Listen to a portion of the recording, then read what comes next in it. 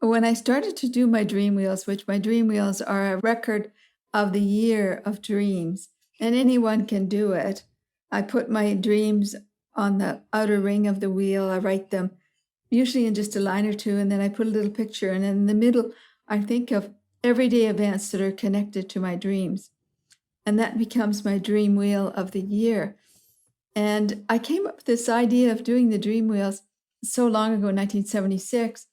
And I said, I'm going to do many years of these. I didn't know it was going to be 40, but I said, not until after 30 am I going to share it with anybody in the world.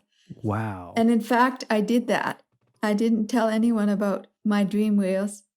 And also, I was so involved in manifesting the dreams that I didn't have time to talk about it. And then finally, I did. I decided, no, I'm going to share this idea. And I created the book called Dream Wheels. And it goes into telling the different periods of time in my life. And I sort of, the initiation one is the first one. That's where it all began.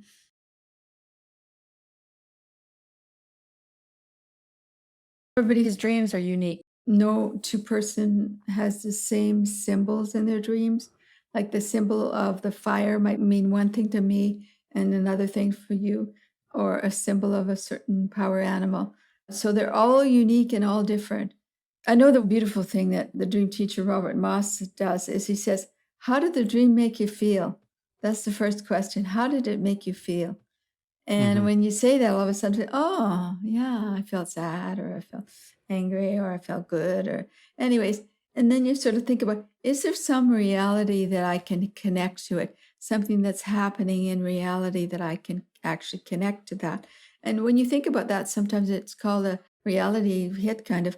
You can think of maybe a television program you were watching, or maybe a conversation you had with someone that might have brought this on.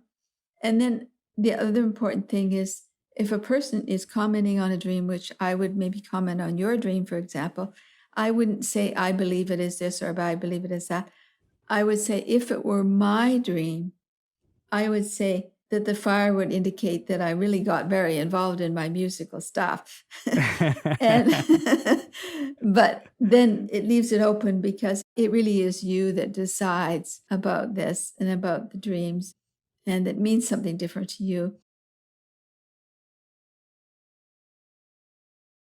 What you mean when you say you did a lot of work in a 20-year period on manifesting your dreams. You were busy doing that. What does that mean? Again, I talk about manifesting my dreams, but I think anyone can do this. So I like to encourage other people to manifest their dreams. Manifesting the dream is something that, like, for instance, if you have a dream with a green color in it, you wear green the next day, right?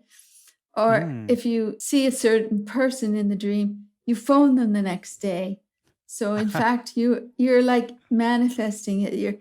You're seeing it in your dreams, but in fact, it becomes something that is part of this physical reality.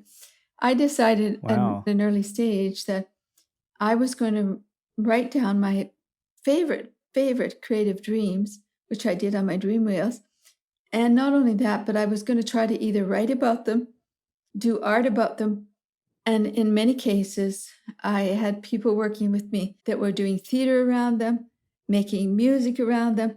So as soon as that happens, then it's manifested, right? Like it becomes part of this reality, and it feels really good. And actually, it's an incredible way of honoring the dream.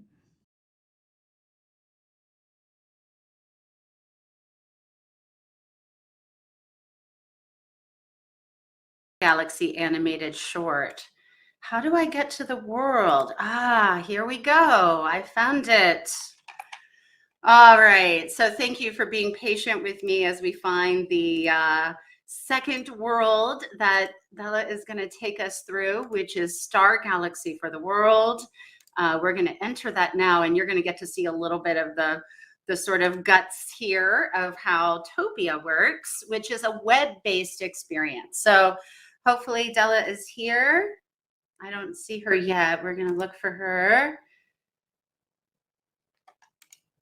Maybe. This is beautiful.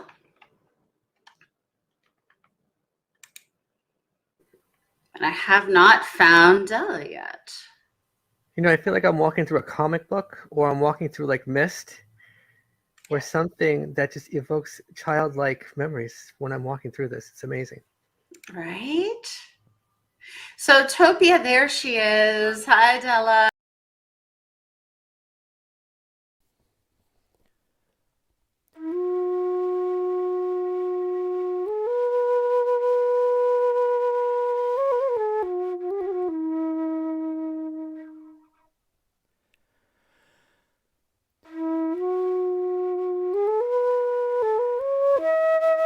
Us a little bit of how this came together creatively as a collaboration.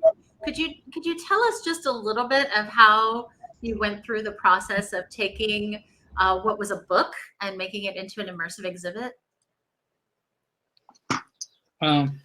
Initially, the thing that got me to working on this was the story, because story was related with the transformation for the world, but not just general transformation, but personal transformation, and transformation through struggles maybe, and maybe trauma too. So that was a big part of the idea of why are we doing this.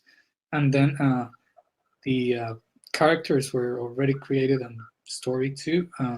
So the first thing was to create a little more action for them, right? So we took some of the parts of the paintings, for example, here, and divide them, but give them like different movements, and so they kind of created composition with the elements. We just break the paintings, right?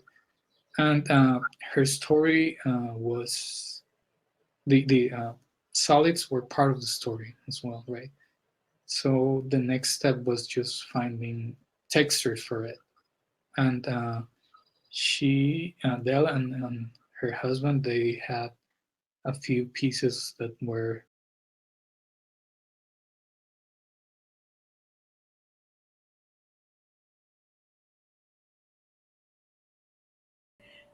It's kind of a combination of, well, you can see right there, it's actually a journey. Um, it's actually a vision journey. It might be one car on the train, Amanda. And this is our traveling. And I realized when I talked about our traveling that below, you'll see below the image of all the places is the Bucky map, because when I put all the places that we travel to and do our workshops, it turned out to be on the Bucky map.